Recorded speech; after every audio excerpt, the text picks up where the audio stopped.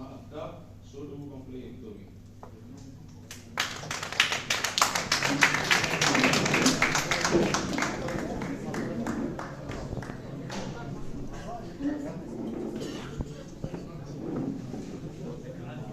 بسم الله الرحمن الرحيم الحمد لله رب العالمين وصلى الله على نبينا محمد وعلى اله وصحبه وسلم. marka hore guud ahaan aad iyo aad baan idin salaamayaa.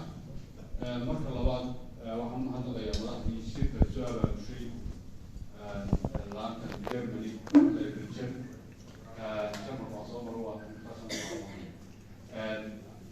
aad iyo aad baan mahadsan tihiin. ficlan dee waxaan kulan karo kale marka la isugu yimaado madaxda gobolkaasa dee marka hore warbixin iyo halka wax marayaan bixisa kadibna wixii aan markaa talada iyo tusaale hayno ayaan dee anaguna ku biirinahay. laakiin haddii dee aan noqday qofka hadda loo yeeday muhim ah in dib u fadhiisto waxa weeyaan kolleyba de waxaan halkan isugu nimi waxa weeye guud ahaan reer wadani in waxbaa isugan keenay. waxa isugan keenay waxa weeye aragti baa isugan keentay.